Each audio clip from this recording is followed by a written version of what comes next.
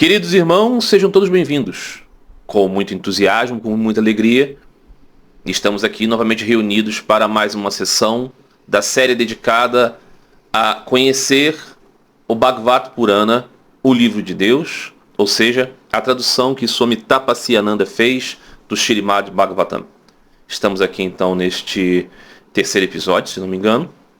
Tivemos um episódio primeiro de introdução, apresentação do próprio Swami Tapasyananda e tudo mais. E aqui estamos ainda na vasta introdução que Swami Tapasyananda fez ao seu trabalho de tradução da obra.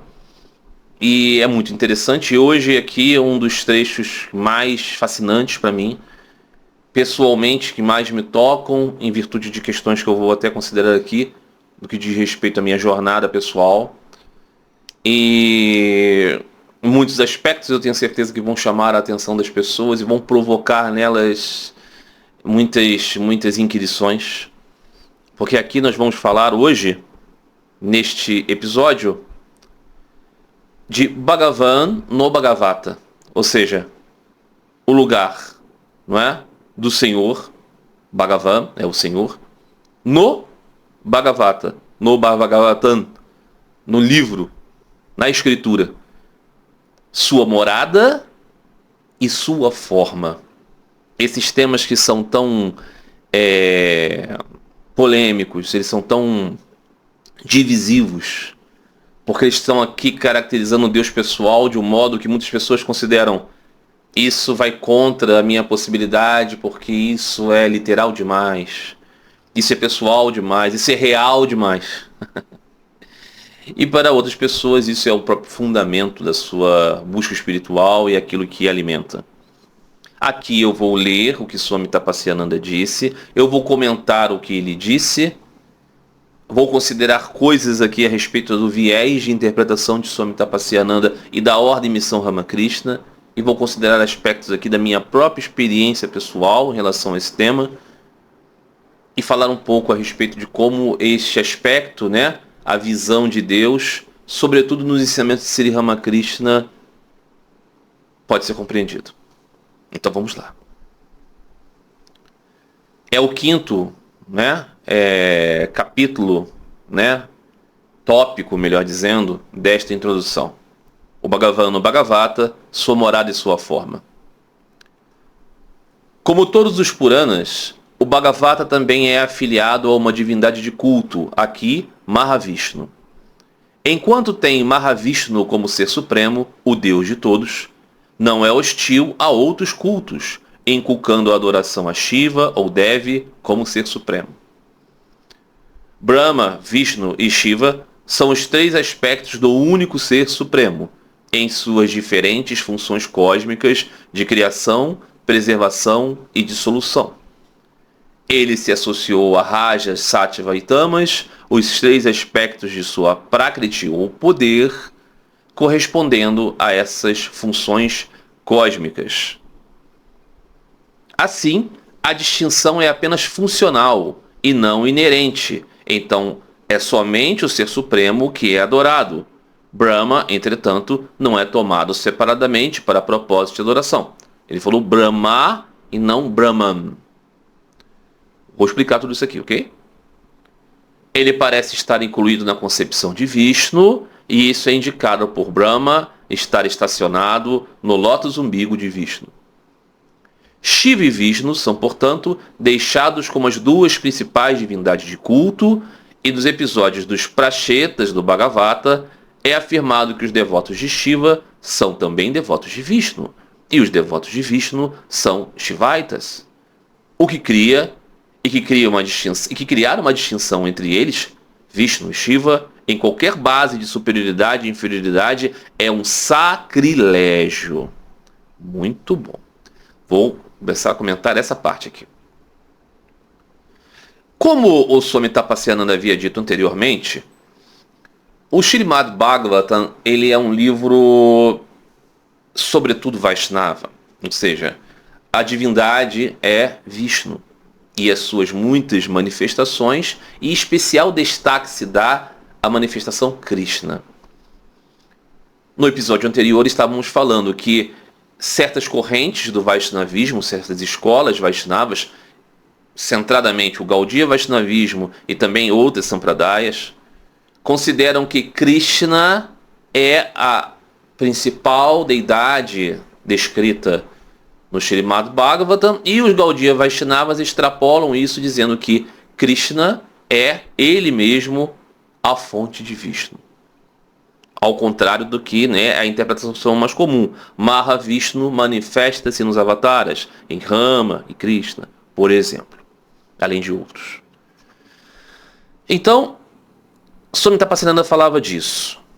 Definitivamente, ele é um livro mais caro a essa identidade Vaishnava. Contudo, e aqui ele está descrevendo, tendo essa indicação, o que o Srimad Bhagavatam descreve é que aqueles que compreendem como seu ideal Shiva, a mãe, Devi, e, por analogia, outros, não estão distantes do sentido básico e fundamental da descrição do Srimad Bhagavatam ou do Bhagavata Purana.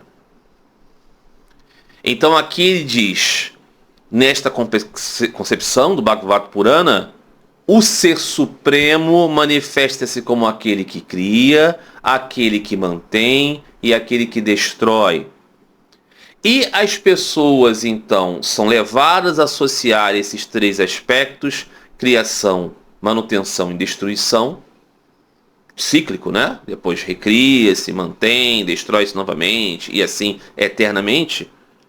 Diz ele aqui, isso é realizado pela associação do Ser Supremo com a sua Prakriti, com o seu poder, e desta associação manifestam-se esses humores de Rajas, Sattvas e Tamas, que aqui são correspondidos a Rajas é a ação que cria, Sattva é a pureza e a bondade, é a benignidade que preserva, e Tamas é a força destrutiva necessária que se manifesta em Brahma, Vishnu e Shiva.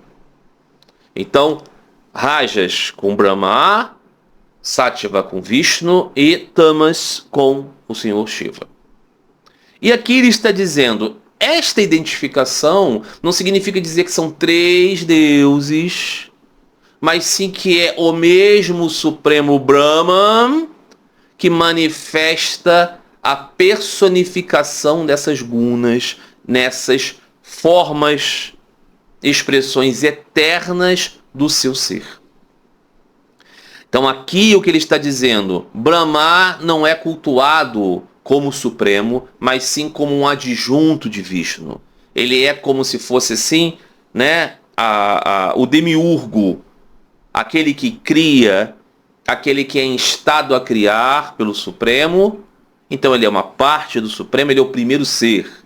Brahma é o primeiro ser, aquele de 4 faces, às vezes retratado como velho, na maioria das vezes, na mais tradicional iconografia, tratado como velho porque ele é o antigo dos dias, né? A tradição cristã tem o antigo dos dias. Brahma é esse, estava sempre presente desde o início de qualquer universo, dos infinitos universos criados. E ele é aquele que cria, então ele é a ação. Rajas é a ação, o entusiasmo criador. Mas quem sustenta tudo isso é daquele da qual Brahma saiu, Vishnu, que é o benigno mantenedor. Mas, como o ciclo da Shakti de Deus, do seu poder, se manifesta vivamente em um processo cíclico eterno, manifesta-se também a força destrutiva caracterizada pela deidade Shiva. Então, o rosto tamásico de Shiva e Kali, o rosto benigno, sátivico de Vishnu e Lakshmi, e a impressão geradora de criação de Brahma. Então aqui o que ele está querendo dizer? Que não é, nesse caso, o Srimad Bhagavatam, um livro hostil às devoções de Shaktas, os adoradores da mãe, E dos adoradores de Shiva, é claro que o seu assento maior é no culto Vaishnava. Mas é apenas essa indicação de humor? No fundamento está ali um livro sobre o Senhor de cada um. De modo que, com olhos de ver, alguém de uma outra perspectiva, que não seja Vaishnava, pode ver contemplado aqui a explicação, a melhor maneira, base de apoio para o culto devocional do seu próprio Senhor, como ele o vê, né? Então ele diz aqui que se Brahma aqui é esse demiurgo, né? Vocês conhecem a iconografia? Shiva está deitado, do seu umbigo sai um lótus, do lótus surge Brahma, Brahma o contempla, e contemplando cria. Brahma é então esse adjunto de Vishnu. Então se Brahma não é do mesmo patamar de Vishnu, e na Índia você não tem o culto a Brahma, você acha que tem um templo apenas dedicado a ele, porque ele é visto como esse, né, fazedor ordenado. Shiva e Vishnu são os grandes rostos, os grandes nomes da devoção, do culto. E aí ele diz aqui, no episódio dos Prachetas do Bhagavata, isso é uma história contada nesse Bhagavata Purana, é afirmado que esses Prachetas eram devotos de Shiva e de Vishnu indistintivamente. O que significa isso? O que são esses Prachetas? Eu vou adiantar aqui, a gente vai ler isso ao longo dessa leitura, se Deus permitir, né? No Bhagavata Purana. Mas os Prachetas, eles eram 10 filhos de um soberano, que queria, evidentemente, preparar os seus filhos para serem bons governantes. Né? Então ele recebeu Narada Muni. E Narada Muni instruiu o rei. O rei era muito atento, né, a sacrifícios, a coisas ostentatórias das regras. E Narada Muni disse, não, se você quer preparar os seus filhos de melhor modo, o que eles devem realmente desenvolver é devoção a Deus. Então aconteceu que os filhos do rei, os 10 Prachetas, foram instados a buscar profundamente meditação no amor devocional, a tal ponto que eles foram, para ficar completamente alheios e tranquilos, para o fundo do mar, para o oceano. E permaneceram lá durante um tempo bem razoável, uns 10 mil anos, meditando no amor. E o que acontece é que eles revelavam isso, que a revelação deles, da realização espiritual deles, é de que Vishnu e Shiva são o mesmo. Não é? Então aqui está dizendo uma palavra dura, que segundo o Bhagavata Purana, indicar que existe uma diferença entre Vishnu e Shiva, que um é maior do que o outro, é sacrilégio. De modo que você não pode fazer isso. Você pode ter a sua preferência, inclinação do seu Ishta Devata, do seu ideal escolhido. Sim, sem dúvida nenhuma. Mas mesmo assim você deve reconhecer que eles são o mesmo. E por que isso aqui é significativo? Porque, como eu dizia anteriormente, a versão mais famosa do Bhagavata Purana no Ocidente é aquela da tradução do movimento da ISKCON, da Sociedade Internacional para a Consciência de Krishna, a tradução feita pelo Bhaktivedanta Swami Prabhupada, do movimento conhecido popularmente como Hare Krishna. Né? São Gaudiya Vaishnavas dessa escola. Eles ensinam que Shiva é um semideus. Ele é o primeiro devoto de Vishnu. E, nesse sentido, eles indicam uma inferioridade. Deus, Vishnu. Semideus. Dentre eles, Shiva. A palavra semideus não existe nessa linguagem védica, ok? Eles são devas. São deuses. E, provavelmente, a tradução deuses não é muito adequada, mas é o que se aproxima mais do nosso entendimento das línguas ocidentais. Então não é possível dizer que ele é um semideus em comparação a Vishnu. E aqui, Swami Tapasyananda está indicando que a lógica do Bhagavata Purana é dizer que isso é sacrilégio. Então aqui nós vemos esse problema sectário do movimento Hare Krishna. No intuito, no afã de levantar o seu Ishta Devata, eles precisam reduzir os outros. E não é esse o espírito do Bhagavata Purana. Não é? Então veja como isso é importante para a compreensão. E o quanto isso é importante se considerarmos aqui o sentido desse meu trabalho, que é como um devoto de Sri Ramakrishna, trazer esses registros sob o seu olhar, porque Sri Ramakrishna era exatamente isso, ele nunca ia dizer que uma forma de Deus é subjugada por outra. Não. Então, e muitas vezes ele usava Vishnu, e muitas vezes ele usava Krishna, e muitas vezes ele usava Allah, e podia usar o pai do Senhor Jesus, ele poderia dizer Shiva. Ele poderia dizer Shiva e Durga, ele poderia dizer Vishnu e Lakshmi incontáveis vezes. Fez uso dessas duas possibilidades, não é? De Radha e Krishna. Então o ponto é esse. Não é? Veja como isso é importante como alternativa de leitura. Eu tenho certeza que a maioria das pessoas aqui nunca leu o Srimad Bhagavatam da versão da ISKCON, talvez nem tenham ouvido falar, mas aqueles que conhecem essa questão da introdução dessa doutrina do Bhakti Yoga feito pelo movimento Hare Krishna, importante, sem dúvida nenhuma, percebem como é problemático aqui essa questão do viés. Não é? Muito bem.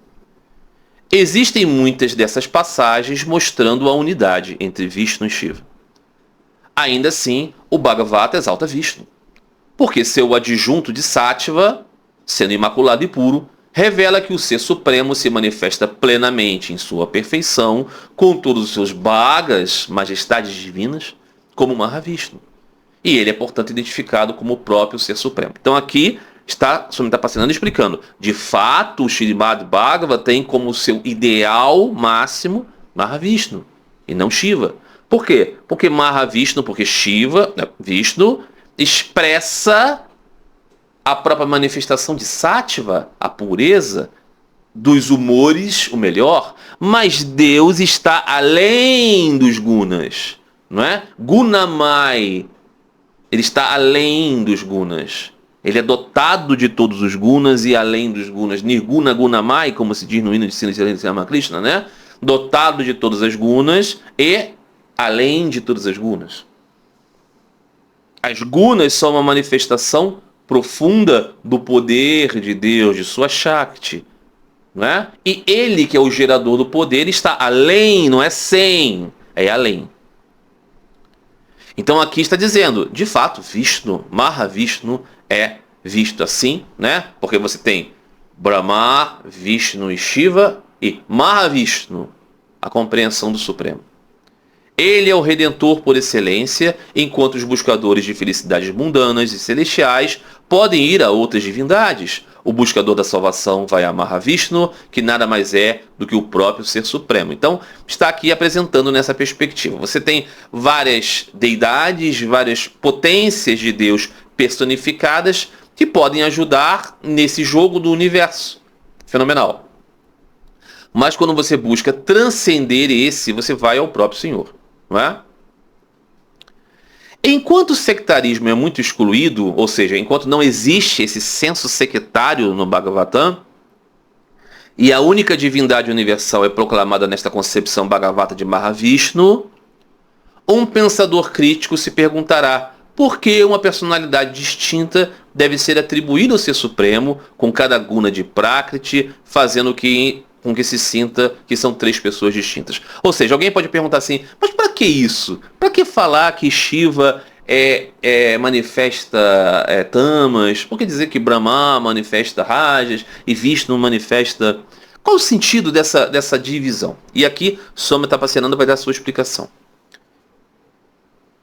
Na concepção filosófica do Saguna Brahma, ou seja, de Brahman com qualidades e atributos, que o Vedanta dá, esta teologia tripa parece ser evitada. Ou seja, segundo o Advaita Vedanta, isso parece que não é legal. Não é? Mas ele diz aqui, a metodologia pauranica, que é a literatura dos Puranas, de descrever é uma teologia em termos antropomórficos. Requer esta infinidade de divindades com diferentes funções e atividades para dar efeito dramático e literário às suas narrativas elaboradas. Então aqui o Swami Tapasyananda está dizendo, os Puranas têm justamente o sentido de descrever essas verdades para além da compreensão de um modo compreensível. Então eles precisam justamente de nomes, de rostos e tudo mais. A teia da teologia que os Puranas tecem através de sua fascinante literatura teria sido impossível se tivessem parado com a concepção saguna de um deus do tipo filosófico. As grandes massas, cuja educação os Puranas tinham principalmente em mente, poderiam ser regaladas, presenteadas e atraídas para o ideal de Bhakti apenas através de tais representações atraentes e até mesmo algumas reivindicações exclusivistas. O que ele quer dizer? De fato, o coração é atraído apenas por uma imagem, por um nome, por uma forma, por uma expressão com a qual você se identifica, com a qual você passa a amar.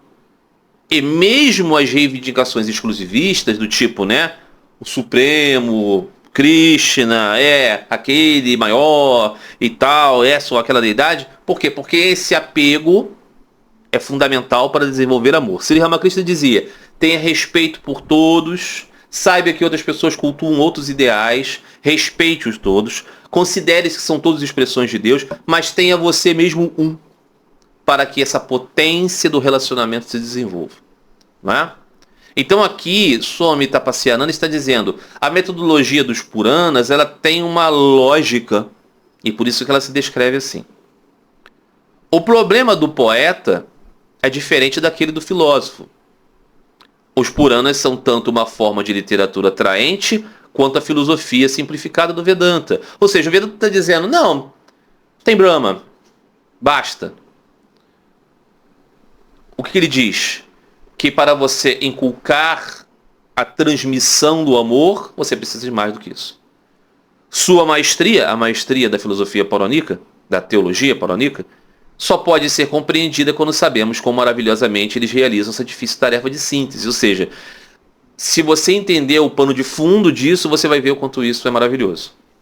Aqui é muito evidente que Swami Tapasyananda está descrevendo uma forma de se compreender a mitologia, os símbolos, as imagens, de um modo didático. Para ele é isso que se dá. É preciso dizer que a experiência mística dos devotos não está falando de uma história concebida por poetas para engajar as pessoas num relacionamento devocional, não. Está falando de experiências reais, vívidas, de almas que se viram contemplando o Supremo em muitas formas.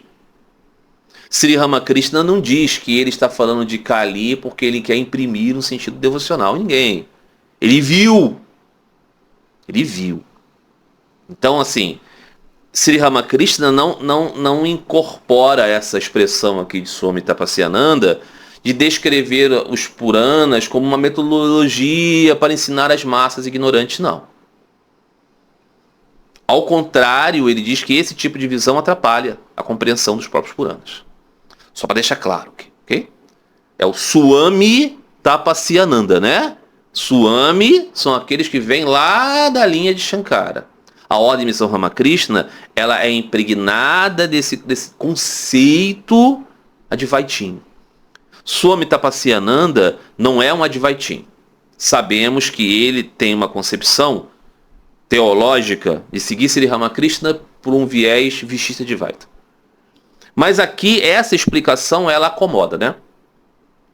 Eu não estou querendo dizer que não é lógico que seja assim. Evidentemente que a descrição purânica ela tem muitos mitos mesmo, ela tem sempre essa linguagem que encanta as pessoas e conduz para um sentido narrativo de você identificar a moral da história. Claro que sim, definitivamente, sim. Isso tem um trabalho poético? Sim. Mas a forma de Deus, a sua pessoa, a manifestação, se dá na vida concreta dos videntes, né? Mas então continua Swami Tapasyananda. O Bhagavata se autodenomina assim porque está inteiramente preocupado com a descrição da majestade e grandeza de Bhagavan. Ou seja, por que o Bhagavata se chama Bhagavata, Bhagavatam, Srimad Bhagavatam, Bhagavad Purana? Porque ele trata da majestade e da grandeza de Bhagavan, né? Bhagavan é o termo usado especialmente para indicar que Deus é a pessoa suprema, mas não um indivíduo. Ele é um indivíduo comum, né? Ele é o ser absoluto, mas ainda assim responde à adoração e às orações, que ele pode ser comungado como mestre, pai, mãe, amigo ou qualquer outro relacionamento que se prefira. Nos Upanishads e nos textos budistas, o termo Bhagavan é usado como um termo de tratamento para qualquer professor humano exaltado e venerável. Mas nos Puranas, ele passou a ser aplicado a Deus ou suas encarnações. Nós vemos isso, né? Por exemplo, Sri Ramana Maharishi é chamado pelos seus devotos de Bhagavan. Muito provavelmente eles usam Bhagavan nesse sentido budista, né? Nesse sentido Advaitin, né? De considerá-lo como um mestre exaltado e venerável.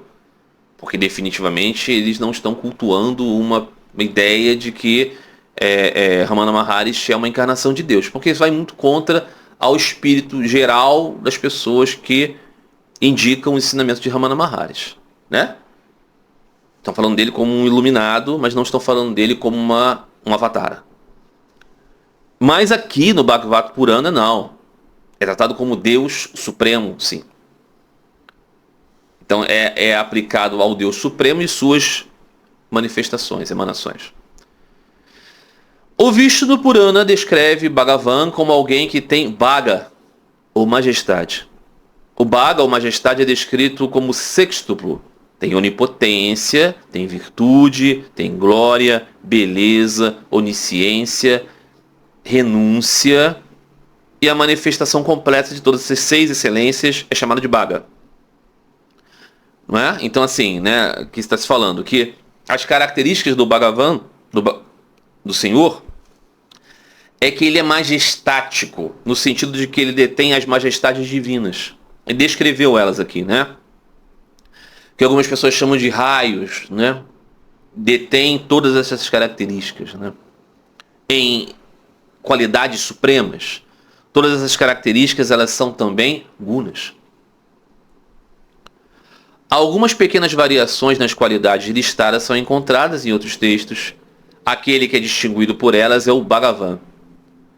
Para o Vaishnava Purana, e o Bhagavata é um deles, ou seja, daquela seleção de Puranas muito caros aos Vaishnavas, Mahavishnu, incluindo todas as suas emanações e encarnações, é o Bhagavan, é o Senhor. Embora ele seja o absoluto Amurta, também tem uma forma arquetípica, a fonte de todas as formas. Embora ele seja o absoluto Brahman, ele também possui uma forma arquetípica. Às vezes, ele é representado de forma realista como Purusha, a pessoa universal, que inclui todas as 14 esferas manifestadas em um fragmento de si mesmo, e também transcende o infinito em seu aspecto sutil e não manifesto. Ou seja, às vezes ele tem essa forma, né, do ideal do Senhor, e às vezes ele está presente como esse poder. Em seu aspecto transcendente, ele é descrito como uma forma ideal em meio ao esplendor sublime de sua morada celestial, conhecida como Vaikuntha Dhama, o estado além de toda tristeza, escuridão, pecado e feiura.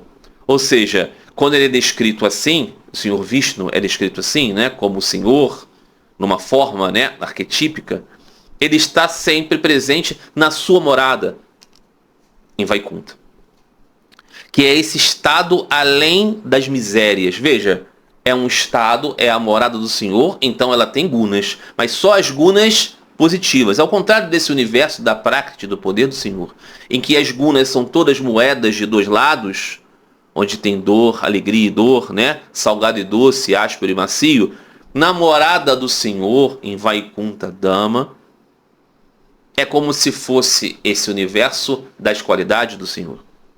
Continua Swami Tapasyananda. O Vaikuntha e todos os seus habitantes não são formados de matéria Prakriti, mas de Suddha Sattva, que é uma substância etérea de consciência luminosa e bem-aventurança. Aqui, fundamental dizer, isto aqui é totalmente compatível com o ensino de Sri Ramakrishna, que diz exatamente isso. Ele diz, Os devotos de Krishna são eternos, como Krishna é eterno. Eles vão morar em sua morada, que está além das formas do universo, porque é realizada de Suda Sattva, ou seja, é uma substância da própria Svarupa do Senhor. Veja, vamos compreender. Esse universo na qual estamos, a nossa própria alma, o nosso próprio ser, o nosso próprio ente aqui, a nossa relação com Deus através da religião, tudo isso é feito da Prakriti, do poder primordial de Deus. A sua esposa divina manifesta esse universo. Sri Ramakrishna dizia, todo esse universo é composto, seus 24 princípios cósmicos são gerados pela mãe. Mas quando nós alcançamos Prema Bhakti, Sudha Bhakti, devoção pura e absoluta pelo Senhor, nós saímos da Prakriti e então vamos ter com o Senhor, que nos dará um corpo de amor, que é feito do quê? Da Prakriti, da sua esposa divina, da mãe divina? Não, é feito da sua própria Svarupa, da sua própria natureza, e nós vamos conceber então uma realidade além da realidade conhecida e vamos viver na transcendência com o Senhor. Então aqui diz, Vaikunta e todos os seus habitantes, ou seja, os devotos eternos do Senhor, não são formados de Prakriti. Então tem Purusha e Prakriti. Eles não são mais formados de Prakriti. Eles são formados da energia pura do Senhor. É uma substância etérea, de consciência luminosa e de bem-aventurança. Mas eles são habitantes. Eles são individualidades habitantes em comunhão com o Senhor em sua morada. Eu lembro que há muito tempo atrás, quando este canal aqui era um canal de um diácono ortodoxo, muito fervoroso, eu fiz um vídeo certa vez a respeito disso, a morada eterna com Deus. É um vídeo que eu gostava muito de fazer, gostei muito do resultado, gostei muito de tudo. Até a luz, eu fazia ali dentro da igrejinha que nós tínhamos, uma missão que eu criei na época, e ela parecia a própria morada celeste, com a luminosidade que estava radiante, estava bonito o vídeo, embora muito simples, e eu falava ali justamente disso, da graça que é para aquele que é devoto de Deus, imaginar a eternidade vivendo com o seu Senhor, e tudo aquilo que eu falei, que configurava a existência de um devoto com o Senhor Jesus, serve perfeitamente para isso aqui. E eu lembro que eu dizia, mas e aqueles que são devotos de outros, eles vão ver o Senhor através dos seus próprios ideais. Se tinha um pouquinho já de Sri Ramakrishna na minha compreensão, certamente, mas o ponto era evocar às pessoas a ideia fundamental da religião, que é pensar em Deus. Não pensar na morada de Deus. Sri Ramakrishna diz isso o tempo todo, né? Não é você ficar de olho nas coisas do rico. Se você é amigo de um rico, amigo de verdade, você não está preocupado com o patrimônio dele, mas sim com ele. Não é? Então esse é um ponto fundamental aqui. Por que isso é importante? Porque esse ensinamento é completamente alheio, avesso, antagônico ao pensamento do Advaita Vedanta. Não se engane, é antagônico, é antagônico. A Ordem Missão Ramakrishna ensina Advaita Vedanta. Ensina algo no sentido contrário dos ensinamentos de Sri Ramakrishna. Contrário. Por que contrário, Marcelo? Se Sri Ramakrishna mesmo disse que Deus é conforme e sem forma, por que você não pode ensinar também a Advaita que fala que Deus também é sem forma? Mentira! O Advaita diz que Deus é absolutamente sem forma. Todo o resto é ilusão de Maya. Sri Ramakrishna não ensinou isso porque, inclusive, o Bhagavad Purana não ensinou isso. E aqui é preciso dizer, se as pessoas da Ordem Missão Ramakrishna forem coerentes com o ensino de Ramakrishna, vão ensinar Bhagavad Purana, vão ensinar Narada Bhakti Sutras, como literatura auxiliar do Shri Shri Ramakrishna Kathamrita, ao invés de ensinar essa literatura budista, essa literatura distante, ou como diria Thakur, obtrusa. Esse que é o ponto. Sri Ramakrishna ensina Bhakti, e Bhakti é centrado no Bhagavan e nos seus devotos eternos. Ok? Continua Swami Tapasyananda, monge da ordem de São Ramakrishna, que tinha um trabalho interno de contrapor o discurso envenenado do Advaita Vedanta dentro daquilo que leva o nome de Ramakrishna. Ok? A descrição dada desta morada suprassensual, ou seja, além do sensorial, de bem-aventurança, é, no entanto, em termos de concepção mais altamente artística e sublime conhecida por nós do mundo. Ou seja, nós só podemos descrever essa realidade que está além do que podemos compreender nas formas daquilo que nós vemos como mais belo. É por isso que todas as religiões falam de um paraíso que parece uma coisa material que nós podemos ver aqui, e os inteligentinhos dizem assim, viu, tem passarinho, tem árvore, isso é uma fantasia. Não, cretino, idiota, burro. É porque quando você vai descrever o que é elevadíssimo, além do que você pode compreender, você não tem meios, então você usa aquilo que você acha o mais bonito para descrever o supremo bem. Não é para que você literalize isso, compreendendo que nós estamos simplesmente levando nossos ideais e sonhos para uma fantasia idílica. Não, cretino, burro, desonesto. É porque, para descrever a ideia do bem, nós temos que usar os nossos recursos. É importante dizer que essas palavras cretino, desonesto, burro, elas não são assim agressividades desnecessárias. É porque é importante colocar essas pessoas no seu devido lugar. De falsários, cretinos, desonestos e burros, que muitas vezes inseridos dentro da religião querem matar o coração espiritual das pessoas. Sejamos claros com isso. Não é? Essa é a vantagem de você fazer um trabalho que você não tem compromisso com ganhar dinheiro. Você pode dizer essas coisas. Ok? Como eu conheço quase que pessoalmente as pessoas que assistem esses vídeos, eu estou mais preocupado com elas. Não é? Muito bem. Então, essa descrição artística do sublime que conhecemos, temos pássaros cantando, flores primaveris, com abelhas zumbindo, árvores frutíferas, paisagens encantadoras, habitantes alegres de ambos os sexos com beleza estonteante. Aviões dourados planando, naves ou formas voadoras. Entenda como você quiser. Essas são algumas das características que entram nessas descrições. Mas não há nenhum toque de sensualidade ou volúpia nelas. Em todos os detalhes são subordinados ao sentimento devocional. Por exemplo, o chilear dos pássaros, para quando os besouros começam a zumbir, assemelham-se às expressões de Onkara, do símbolo Om. As flores de jardim de cheiro doce dão lugar à fragrância sagrada das folhas de Tulsi, a folha sagrada, né? Tulasi, né? Muito levada ao culto de Vishnu, né? O manjericão sagrado.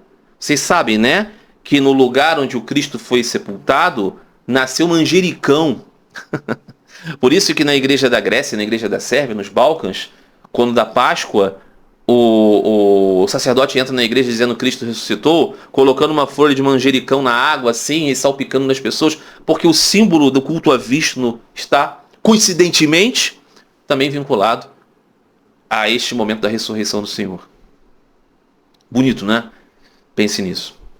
Os homens e mulheres nas vimanas douradas, esses veículos, né? Que os alienígenas do passado do History Channel vão achar que é a prova de que é tudo alienígena. Embora possuam um raro charme físico, uma beleza física estonteante, eles não se importam com isso em sua absorção em cantar o nome de Hari. A beleza apenas serve ao propósito de devoção no cenário fornecido pela morada luminosa de Vishnu. Nessas descrições de Vaikunta, e aqui é preciso, né, reconhecer um mérito maravilhoso do movimento Hare Krishna, do Swami Prabhupada, que foi um incentivador de criação de uma arte totalmente ocidental, ok? De artistas ocidentais, muitos deles que eram de origem judaica, muitos deles que eram completamente largados de qualquer influência religiosa, muitos cristãos também, evidentemente, que eles eram pessoas de talento artístico, e eles foram evocados, né? Foram chamados por Swami Prabhupada para pintar uma arte devocional. e pintaram coisas maravilhosas. São como diria o Swami Prabhupada, vocês sabem aqui que eu tenho muitas críticas ao trabalho do Swami Prabhupada, inclusive porque ele era um ofensor, quanto mais, de Sri Ramakrishna, mas eu preciso ser aqui sereno e honesto. O trabalho que ele fez em relação a esse trabalho artístico é maravilhoso. E eu vou dizer mais a respeito disso ao longo desses vídeos, porque tem muito a ver com a minha história pessoal. São janelas para o céu. São janelas para a transcendência. E são mesmo. E essas imagens de Vaikunta muitas vezes aparecem. Os devotos eternos do Senhor são em homens e mulheres cópias de Vishnu e de Lakshmi. Eles são como manifestações do Senhor em versões partes, em anchas. Absolutamente maravilhoso e próximo da nossa mentalidade. Significa dizer que é exatamente assim. Seremos todos então azuis de 4 braços, com guirlandas e dançando em volta de Hari, ou mulheres vestidas. Não estou dizendo isso, ninguém está dizendo isso, mas é que é uma expressão do magnífico, ok?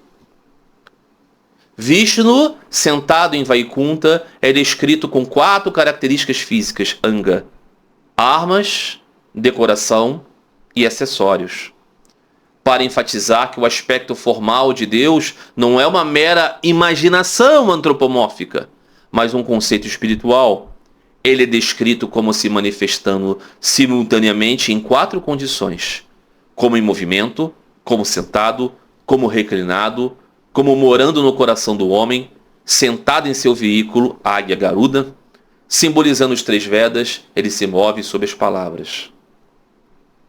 E aqui vai começar essa grande descrição de Vishnu. Então a gente está querendo dizer, né? As 4 condições, né? Como na sua morada, no coração dos homens, caminhando sobre as palavras dos Vedas e a própria sustentação de tudo que existe. E aqui ele vai começar a fazer essa descrição de Vishnu. Vamos ver quanto tempo temos de vídeo? Tá, vamos seguir.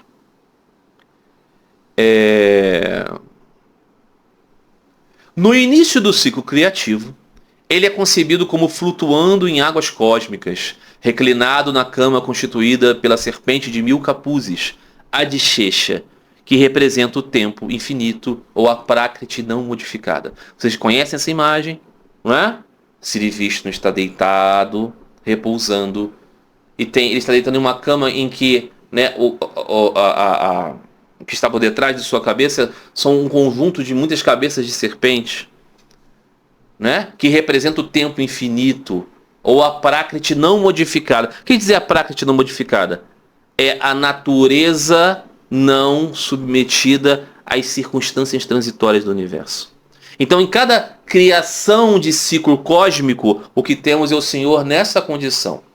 Em Vaikunta, ele é descrito como sentado sobre um enorme dossel branco, abanado com couros brancos, por divindades assistentes de pé em ambos os lados. Ou seja, ao mesmo tempo que o Senhor está manifestando as energias geradoras de todo o cosmos conhecido pelos sentidos, através de sua natureza não transitória, ele está ao mesmo tempo gozando da sua individualidade, vivendo no seu reino transcendental.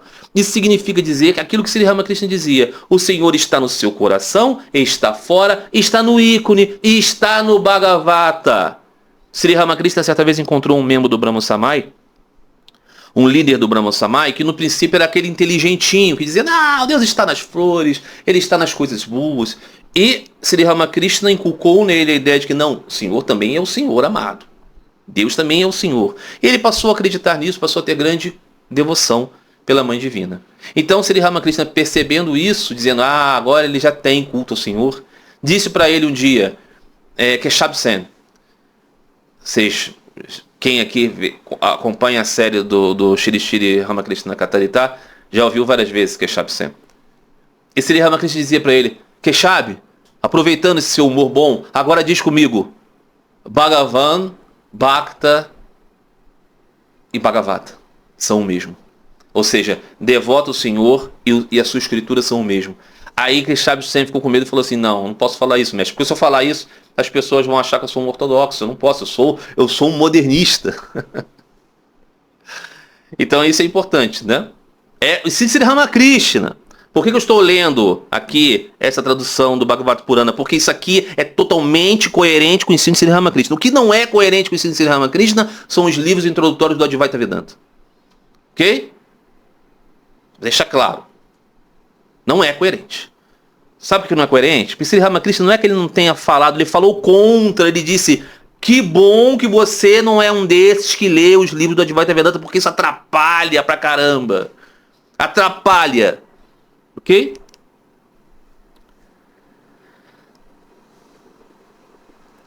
Eu não sei se continuo aqui nesse episódio, porque eu tinha uma coisa importante para dizer sobre esse aspecto de descrições. Mas eu vou deixar isso para um próximo episódio, até porque eu era para trazer aqui um elemento material importante. Queria acrescentar aqui um aspecto importante de uma história da minha vida, relacionado justamente a essa visão de Vishnu. Mas eu vou deixar isso para um próximo episódio, que vamos continuar aqui lendo essa maravilhosa descrição do Senhor e sua morada. Então vamos dizer que aqui, porque já devemos estar aqui já passando de 40 minutos, vamos ver, 46 minutos. E eu acho que a gente pode fazer uma segunda parte aqui desse episódio na sequência. Que é muita coisa para ler, para comentar, é muito rico, eu não posso desperdiçar aqui fazendo comentários rápidos. E tem um aspecto da minha vida pessoal que eu gostaria muito de trazer para cá e dar destaque a ela. Porque eu acho que pode ajudar muito. Sobretudo aqueles que vão ver isso e falar assim: mas eu tenho tanta dificuldade. Eu tenho um amigo particular, assim, que... Um amigo virtual, mas que eu tenho certeza que nessa hora ele vai coçar a cabeça e falar: ai caramba, chegou essa parte que eu tenho tanta dificuldade. Nós vamos ter possibilidade de tratar disso. Ok? Então é isso, meus amigos. Vamos ficar por aqui. Na próxima quarta-feira voltamos, se Deus quiser, né? Às vezes não dá, às vezes a minha vida enrola aqui e eu não consigo fazer. Mas a proposição é essa, todos os dias os vídeos. E às quartas-feiras nós temos essa leitura do Bhagavad Purana, o livro de Deus, a tradução do Swami Tapasyananda. Estamos ainda na introdução. Eu espero que vocês estejam gostando. Eu tenho certeza que aqueles que encararem o desafio de assistir esses vídeos com atenção, já que chegaram aqui, nesse canal, já devem ter um gostinho de Bhakti, vão cada vez mais gostar dessa série. Tá bom? É isso, meus amigos. Então até a próxima. Fiquem todos em paz. Fiquem todos com Deus.